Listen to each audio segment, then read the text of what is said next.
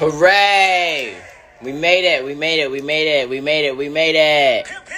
Good morning, good afternoon, good evening, wherever you are tuning in from, if you're watching this live or on the playback.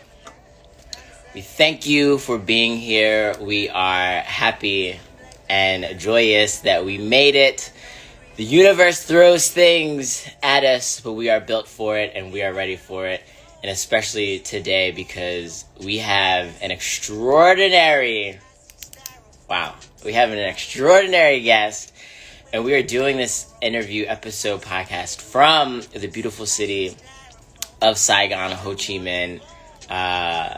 This person sitting next to me is the embodiment of dreams coming true, of manifesting what you really envision. So, while everybody is joining and we're tuning in, my name is LP, aka Swens, aka Shades, if you know me in the industry, and on today's episode of Body of Work, sitting next to me live in the flesh, we don't even have to do the technology thing, sitting live next to me in the flesh here in the beautiful city of Ho Chi Minh, Vietnam, in Asia. We have, wowie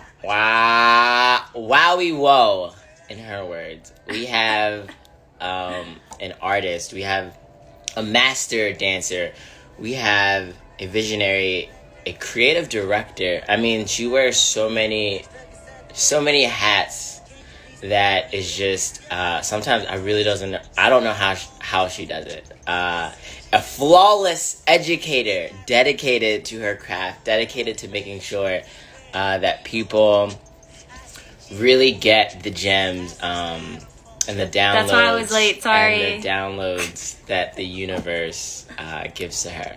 So without thank you, Coach. So without further ado, NFT creator, trader, I'm telling you, just so many wonderful things, and I think that's why, the universe was like, we gonna get it rocking. Hey everybody. So wherever you are tuning in from, we have the incomparable, we have the magnificent, we have really there's nobody else like her on this planet.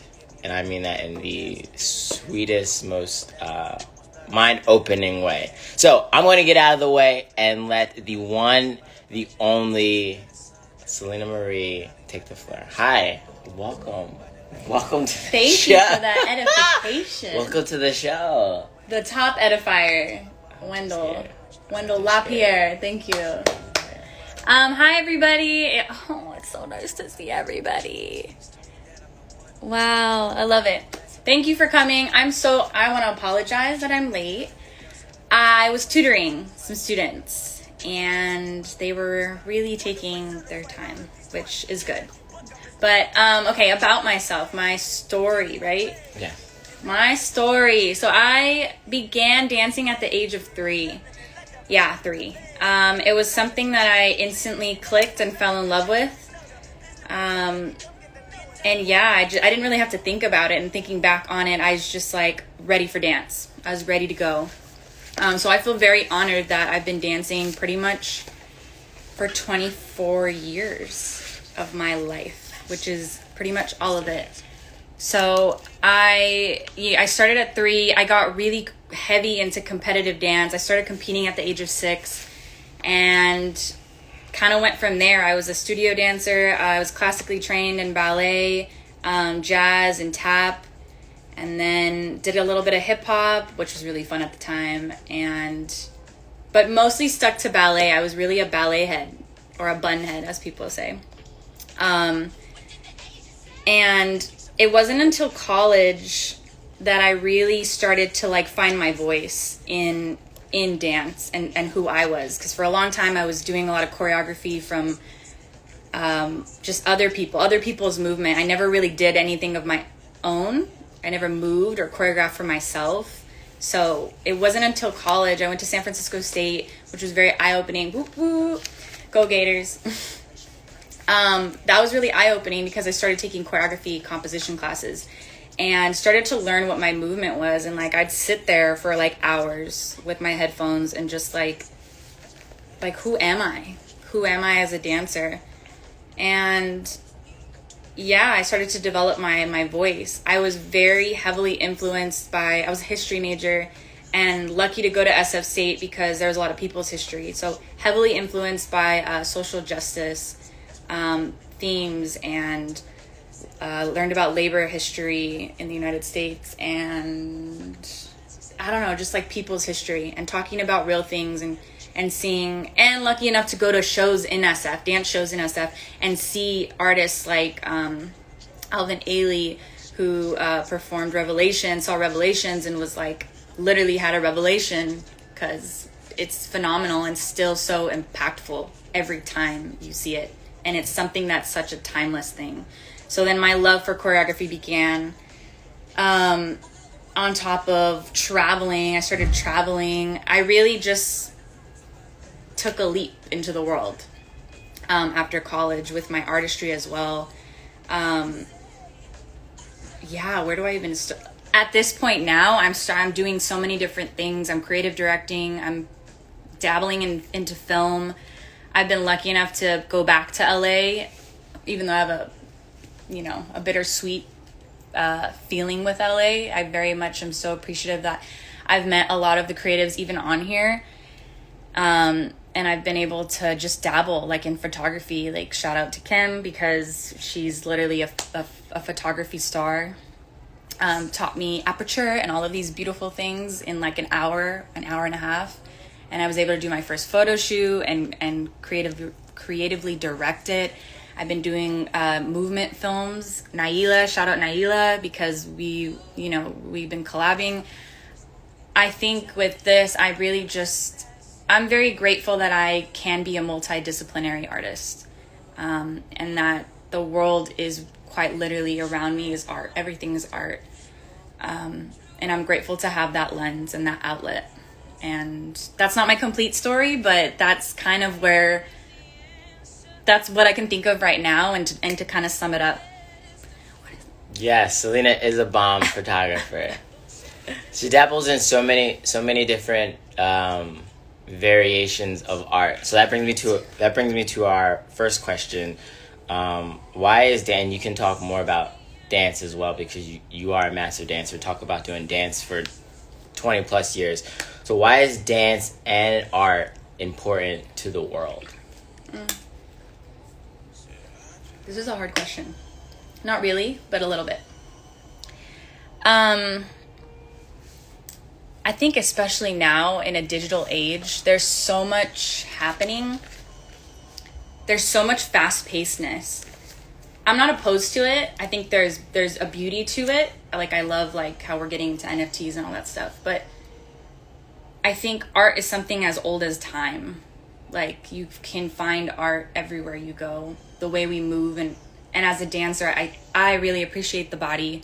I'm blown away at the body and constantly, and lucky to have this connection with my body, to be able to experience life, excitement. Like right now I'm nervous. I feel it in my chest. Like I'm very in tune with this body.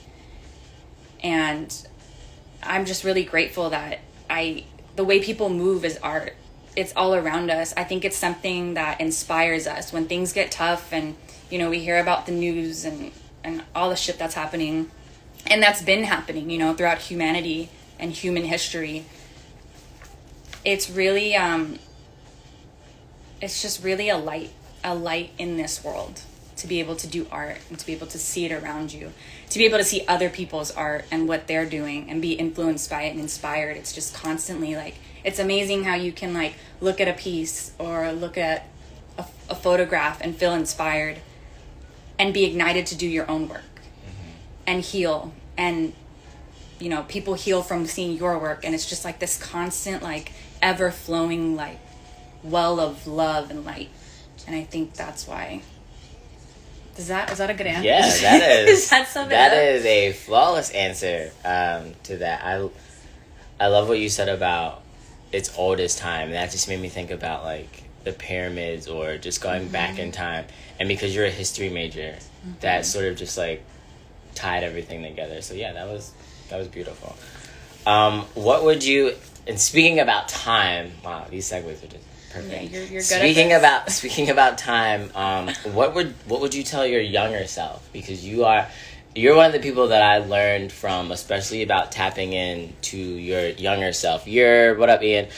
Tapping in to and connecting with your younger self. So what would you tell your younger self about dance, and then what would you let your future self know?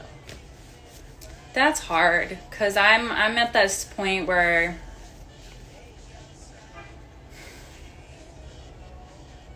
I really been thinking about my inner child lately, and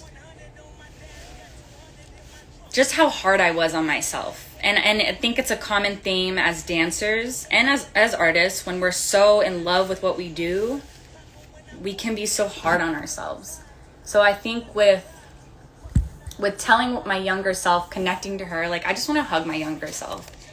And I just want to say, like, we don't have to be so hard on ourselves. Like, you don't have to be so disappointed every time you walk out of class. If I could be, like, the supporter of little Selena, I would tell her, what is one thing that you walked away from today and you learned and you were excited about? You know, it doesn't always have to be I was going to say fuck. I'm going to just say fuck, okay? Like, fuck, I didn't point my toe hard enough, or my leg wasn't turned out for this. Like, there's so much room for that already. It's more like, well, damn, you did that quad. You did that leg extension. You didn't mess up the dance today. You were a great team player. You motivated your classmates or your peers. Things like that. I wish that, because, yeah, I was super hard on myself, and still am. Future self, I don't know. I'm at this pivotal point. I feel like I blocked my blessings in dance. Like, after doing it for so long, my confidence just was shot. For a lot of reasons. I had a lot of things with ballet. I got an injury. Like, there was a multitude of things that kind of, like, layered. And I feel like I blocked my own blessings. And I'm very grateful for, like, the people in my life now, the dancers in my life, like Nico, like Nadia, who inspire me to just keep pushing. Like, what are we like I would have never gone to this workshop yesterday, and I'm so happy I did, and I took notes. If it wasn't for, like, Nadia, who was constantly pushing me to do things that I don't always feel like doing, because she's doing them and she's inspiring me to do them. Like, I'm at this space where I don't want to block my blessings anymore. Like, I have been doing this for 24 years. Like, what am I doing? Mm-hmm. You know, like, why am I holding myself back? And that's a deeper layer, obviously, that I'm still working on. But future self, I just want my future self to be able to look back and appreciate every freaking step it's taken to get to this point. Because it's been a long 24 years dancing, and yeah, I just want to give that to myself, you know, that presence and that appreciation, that love for the craft that I've literally cultivated for most of my life. For a huge part of your life. Pretty much all of my life. Yeah, I should say pretty much all of my life. Pretty much all of your life. That's beautiful. And shout out to Tia Rivera. If you're watching this live or on the playback, shout out to you, because I caught some runoffs of the blessings that came from that workshop. So shout out to you. Shout out to the B2B and everybody over there. Being in the dance space for 24 years, and even outside of, you know, what you think your downfalls might have been, you've had to have overcome, you know, certain downfalls, or you had to get through certain blocks. So how do you, and along with, you know, Nadia and Nico, shout outs to y'all for helping you push through, what are some other things that help you get through those blocks? Creative blocks? Creative blocks, mental blocks. You know, a lot of it for me is emotional. If I'm not taking time to journal or be with myself, and I'm a pro at hustle culture. I'm a pro at grind culture. I am like generations of grind culture. So if I slip back into my I call it a bad habit. I don't like it. I don't think it serves me or watching my parents either, the way that they grind. Like, I don't want to grind in that way. I don't want to be burnt out anymore. And I think I have a shorter span of burnout. Like, I burn out so easily now. I'm so aware of it. So if I'm not taking care of that stuff, that's when the blocks happen.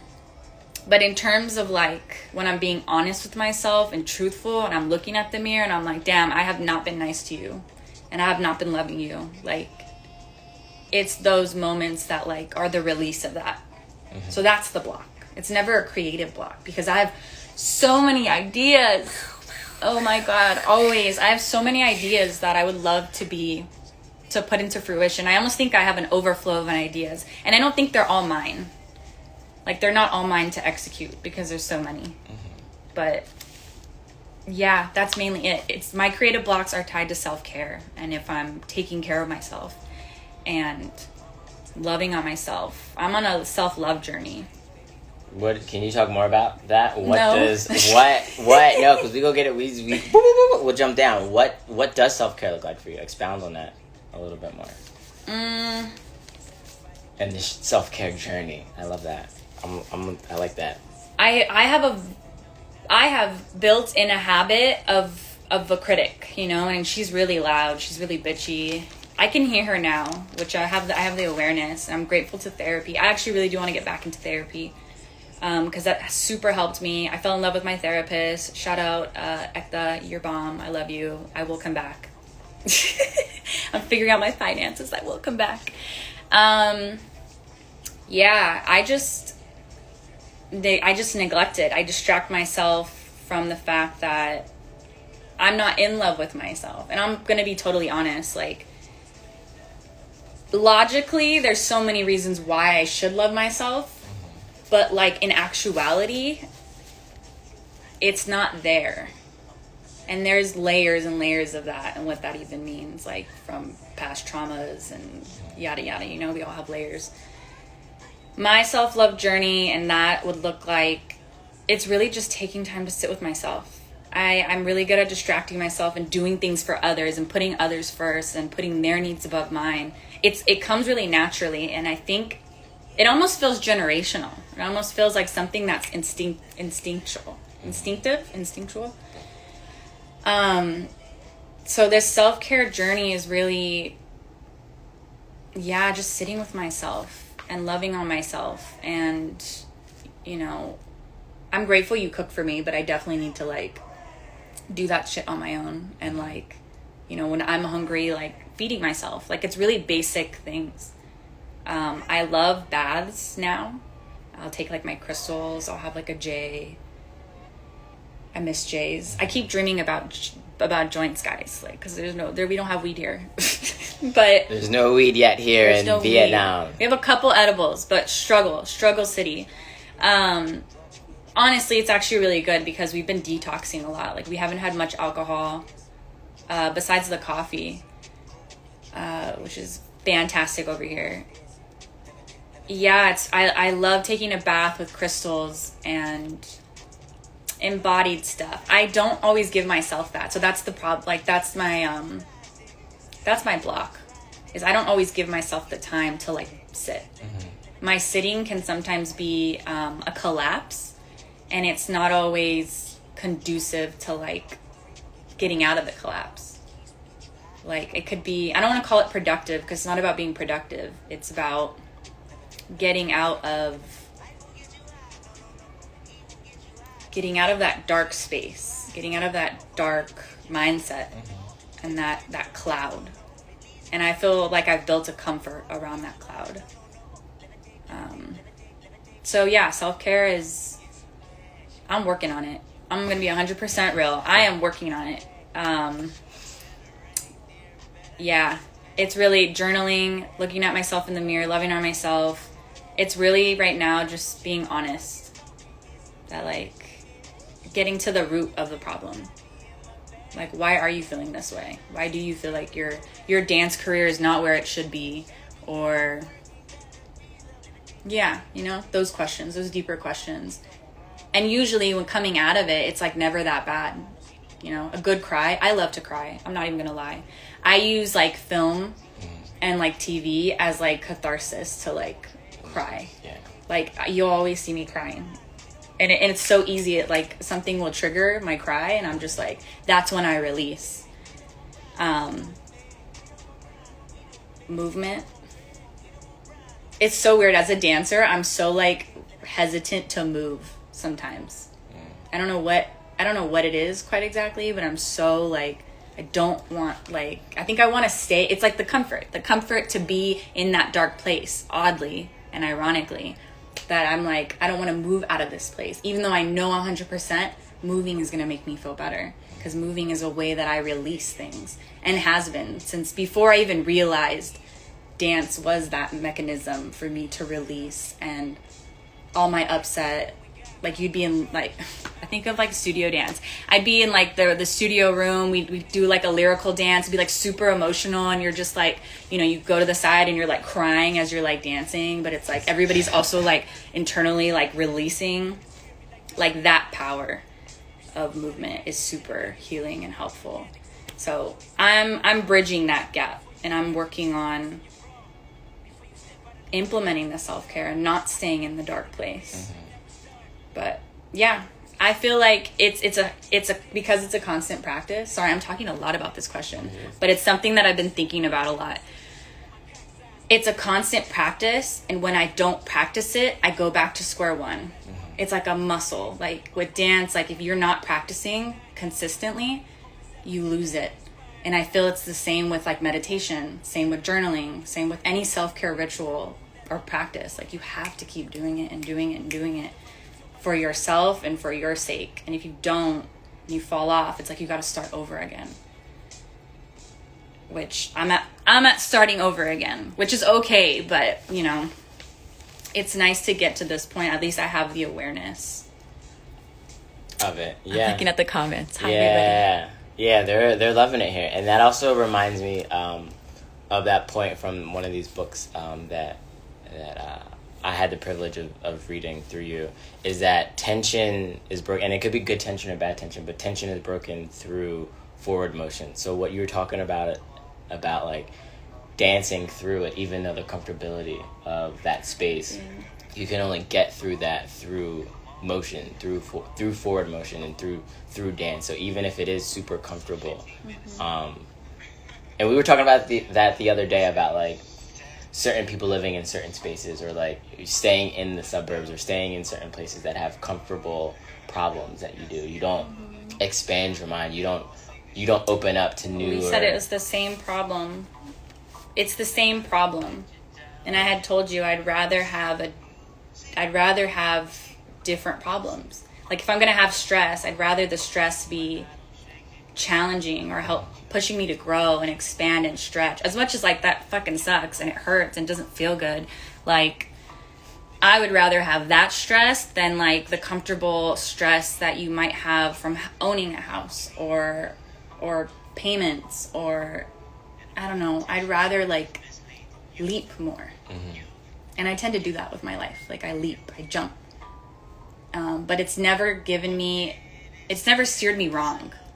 Like all the leaps that I've done have, like we're in Vietnam right now. Like Xin chào. Xin chào.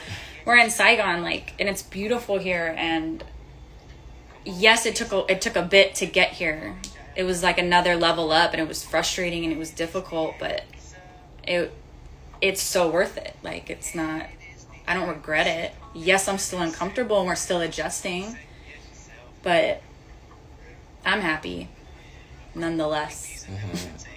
So speaking of direction towards growth, amen, sister, amen. Speaking about the journey and moving out of that sort of dark space, talk about what has been, I'm going to say what has been one of your favorite parts of the journey so far? My artist journey or my life journey? Both. Okay. I guess they're synonymous. What am I saying? I guess they're pretty much like tied together. Like a lot of what I'm doing or what I dance about is synonymous with my life. So say that again. Remind me this question. What has been your favorite part of your artist life journey? Of your life as an artist? Finally being disciplined. That was something that I was I know it's so weird to like pick, but like, so if for those of you who don't know what NVC is, and I feel like we haven't really fully explained what NVC is, New Visions Collective was started by Nadia as a way to break generational, I don't like to call them curses, I like to call them habits.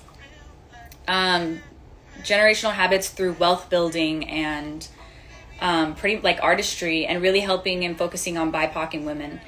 And love that. Meeting her was by universe fate. Like, if it wasn't for Nadia, I would not be. And this is a 1.5 years work of mental mindset fuckery. Like, just like digging through and scraping and cutting off. And I said it like ribbons. Like, I have to untie the corset. I have to take out all these old ribbons and reweave new ones. And it's super difficult. But this is my favorite part right now. Like, it's so fucking hard to get rid of old habits. And for me, discipline was one of those. When I was often disciplined. I was often disciplined from outer sources. Like, I get motivated externally. I don't think I'm and I don't know, this might be something that I don't realize, but from what I remember, I get really extrinsically motivated. I'm motivated by other people's successes and what they're doing, and it's inspiring. I love to be in community. So finding that intrinsic motivation, like, why am I doing this for me? Finding that self-discipline, I read something that self-discipline is a form of self-love. You're doing it because you want it and you love it. And yeah, that for me, having that self-discipline, like, and I still struggle with it. I'm still like navigating, trying to get my morning routine. I was talking to you about it. I was just like, fuck, why can't I don't like routines, so that's already a challenge for me. Like, but squeezing in gratitude and squeezing in, like, and I don't want to say squeezing in, but making time for it benefits you. Mm-hmm. So I think having and working through self-discipline, which is so crazy that I'm saying that right now, because last week, if you would have asked me, I would have been like, fuck this. Like, I'm so tired of like not reaching my benchmark or whatever, my goal mark, and then having to reassess but it's literally the work that we've done in a 1.5 years because of NVC. Like, I'm not the same. And I will never be the same. And if you thought you knew me, like, you may know the core of me, but if you thought you knew me and like my habits before, like, you don't know me now. Because like, I am stepping into like my own and being confident in that and what my artistry will develop into. And like, I really do believe the best is yet to come. Like, I'm excited. Yes, I feel a little older. I don't like, that's kind of a big thing in dance where it's like, oh, you're getting older. But I'm going to be dancing till like I'm 80. Like, if the universe allows, like, I will be here dancing until I'm 80.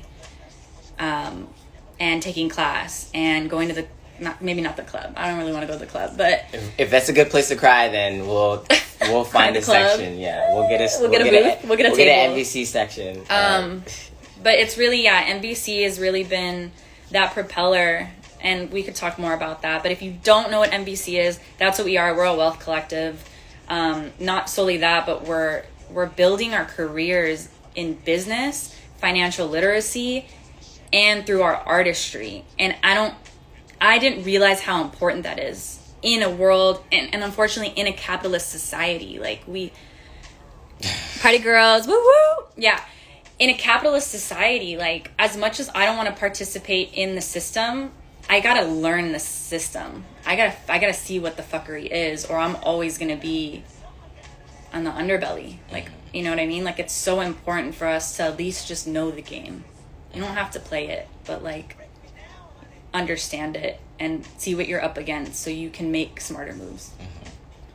You can strategize. You can, make your money so you can be able to have time freedom and enough stability, take care of your parents, take care of your family, take care of your community, right? Because no one else is going to do it. No one else is. It's so important. And like, we have leaders like that in the community that are like Nipsey and and other leaders who are doing that, who are examples of that. Like that's important, and we can't disregard it just because we hate the system that we're in. We can use it as a propelling force to understand and build, so we don't have to be in that same system. Tony Down and Hot and Cool, Mina Moves, Tia Rivera. There are leaders in that community. So is that your definition of success? Being able to do those kinds of things? I don't know. I would love to. I would love to get to a point where I can provide for my community. I'm from South Central. I would love to get to a point where I can buy up real estate so we can give housing to people who need it and they don't have to worry about payments, or we can exchange like on a barter system, like work exchange, like you help paint these houses, or let's landscape, like let's make our neighborhood look beautiful because we deserve that. I'm sure people in the neighborhood would feel so much better just by planting more flowers and having more trees and having beautiful things to look at. Like we deserve that. And so I think success for me, would be some form of being able to give back. I don't know quite how that's gonna, how does it matter? KT reference. Like, I don't know how quite that is all gonna manifest, but it will happen. And I really do want to like change our schooling system. I want to do so many things. I think that's the hard part. It's like narrowing it down. But there are so many things that I want to do in terms of restructure, changing infrastructures and restructuring systems that better suit people and care. One of the organizations that me, Kim, and Andrea built up was called Friends of Friends Collective. And our whole mission was to come from a place of care and cultivate care and community, art and healing, and blend those things. Because a lot of us as artists love to do our art, but couldn't find the time or couldn't quite balance things. So that's what we would do, is we would cultivate that, have art parties, have workshops. And I think there's still so much to come from that. I think it's just beginning. I think my life is just beginning in terms of like, okay, now I know what I want. A bit of what I want. I have the discipline a little more than I used to have. I have the care, the want, the drive. Because 2019, Selena was hella lost and kind of gave up. And I'm, again, entirely so grateful for Nadia because she pulled me out of that hole. I was in a hole and I felt like I could not get out. And she was like, well, what's your goal? And I was like, I don't have a goal. Like, I had given up on my goals. I'd given up on what I had wanted. And now coming into this part of my life, doing the work that we do, the personal developing, therapy, just realizing like, I'm so capable of doing all of this. You are capable of doing all of it.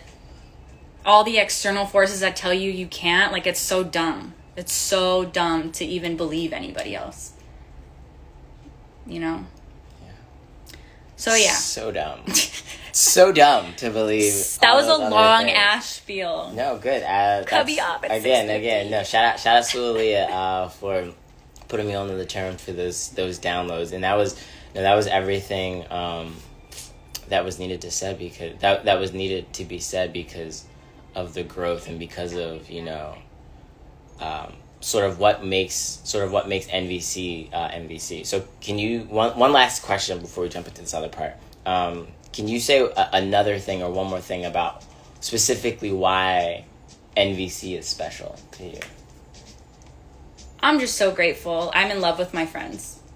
Like, there's so many instances where I just had friendships because they were there, I think. And it's the fact that I can go to Nico's house, I can go to Nadia's spot and get my shit done. And it's my art stuff. Like, I can get it done. And they're like, oh, you're doing that? Cool, I gotta do this. And we're so focused and we're looking at our goal, and I think I don't know, I'm in love with my friends. Like, that's really all I can say. Like, they're so inspiring and so empowering to be around. Like, all of my friends, honestly, it's not even, it extends through NVC, but what NVC does is, like, put it into action.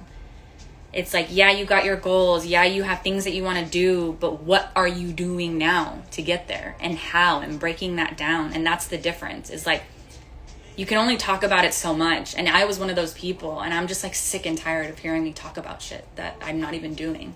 So what NVC does is like accountability, love. I've had some very difficult conversations that I've not been able to have before, like finances. I've always been embarrassed about finances. Finances were not talked about in my family. It was like, don't worry about it. Don't worry about it. Meanwhile, you know that there's tension in the house over finances. And being an NVC has allowed me to like be vulnerable. I'm real good with some masks, but NVC has allowed me to be vulnerable, and like, I'm not doing so great. And it's not like, oh, sucks to suck, or like, ooh, like, you know, oh well. Like, no, these are really supportive people who are like, okay, cool. So, you know, you're going through this. Aside from your emotional part, what are steps you can take towards that goal? And it doesn't allow me to sit in the victimhood. It doesn't allow me to sit in that it's happening to me. It allows me to shift into it's happening for me. How can I level up? How can I break through? So I'm eternally grateful to the universe to have this collective, and I know we're all going places, whether that be being still, like places in your heart, like getting to a better heart space, or a healed heart space, or having better connections with your family or your friends, having a better connection to yourself, your artwork. Like, there's so many realms that it extends to. It's really such a beautiful foundation to have. I could talk about NVC for a long time. There's so many beautiful things. I'm just so grateful. I'm so happy and grateful now that I am in love with my community and my friend group. Like, shout out to everybody who came onto this. Thank you for supporting me always. Like, always posting pictures. Visha, Sochi, Jahidi, like all of you guys. Like, everybody, you know who you are. I don't really have to fully shout everyone out. Like, I hope you know that I love you deeply. And I'm so grateful to be in a space that I'm seen. I think that's what it is. You see me. Not for who I've been or my mistakes or my flaws, but like my potential, and also like my inner, and like who I want to be known as. So, yeah. Wow. A true... 44 minutes later. All that? Wow, that was... That's why we were here. Yeah. I love you. Shout out to love you, Drea. Bodywork alumni. Wow, thank you for that. Because again, all of these things remind me of why this collective is special. And it's not, and I love that it's a wealth collective, because it's not just money. We all know that we're working towards those financial goals. We talk about it. I don't think we care about money in the way that people think we care about money. Like, I think money is just a tool. Yeah. It's just to get to the point where we can just produce our art and bring joy and be able to like serve our communities in a different way. I mean, that's like my goal. Everybody has different goals, and I think that's the beauty of it. Everybody gets to have their own goals, but we're not money hungry. Money's already with us. Like, money's already taken care of. It's really just like utilizing the system. Fucking over the system. Do you know what I mean? I do. I know exactly what you mean. Woo! Wow. Wow. Selena Lobatto, everybody. A true... I'm hugging all of you through LP. A true visionary. You heard it here first. You heard it here. All right. So now it is time for our show. It is wait, let me run that back. It is time in the show for our favorite part, called Take It or Leave It. Now, if you are new to the show and don't know how it goes, here's how it goes. If you take something, that means you would give it some water. That means you would... We love you too, Soch. That means you would tap it into Sochi's Colors Market Watch, because you care about it. You would give it some watermelon because, it's a beautiful fruit. If you leave it, that means you would kick it to the curb, you would put it in the trash, you would not give it lunch, whatever. Anyway, so first up on Take It or Leave It, volcanoes. Are you taking Were them? you listening to my tutoring session? I was getting it. I was talking about volcanoes on my tutoring session. Or are you leaving them? Volcanoes, they're beautiful. There's this beautiful sand tree. I could go. Never mind. I'm going to go into it because I've already been talking a long time. Volcanoes. Yeah, duh. Yeah. They're a part of the earth. We can't just remove volcanoes. That'd be silly. That would just ruin our ecosystem. That would mess it up. I mean, we're already messing it up, but you know what I mean. We can't live without the bees. I don't like spiders, but we need them. So watch out for the spiders. All of you that are going to Costa Rica. Beetlejuice. Are you taking it or are you leaving it? Anybody that knows me knows I fucking love that movie. I've been watching that movie since I was little. It scared the shit out of me when I was little. I absolutely love that movie.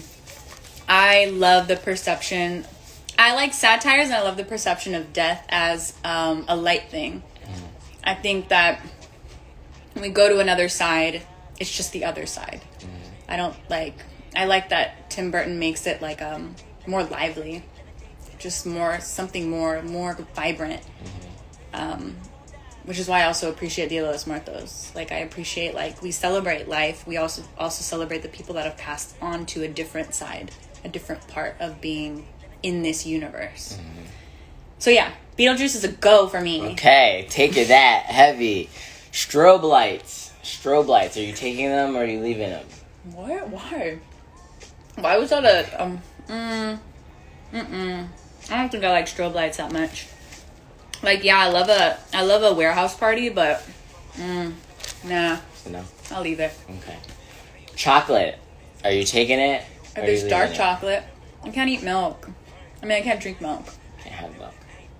So dark chocolate, yes is a go. Dark chocolate pairings and dark chocolate. There's a Trader Joe's package of different dark chocolates from different countries. If you've ever had it, and they suggest different pairings. So if you're ever at Trader Joe's and you're trying to get that little country dark chocolate pairing, highly recommend. Shout out to Trader Joe's. Sponsor us. What's good? Whales. Are you taking them or are you leaving them? Yes. Shout out to Attorney Woo Young Woo. Yes. You guys gotta watch that show. Attorney Woo Young Woo. It's like a Netflix Korean show.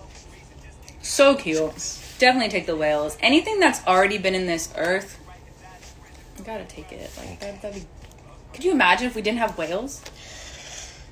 They're gargantuous, but... They're so beautiful and big. Like who made you? It's crazy. Anyway. Next up, we have airports. Are you taking them or are you leaving them? I'm not a fan of airports. I use them a lot. I like to travel, so I guess I have to take it. If I could until we learn how to teleport, or what is it, to separate, if you're a Harry Potter fan, then yeah, I'm taking the airport. Champagne. You taking it or you leaving it? Yeah. So you got I love champagne. It's a big take, okay.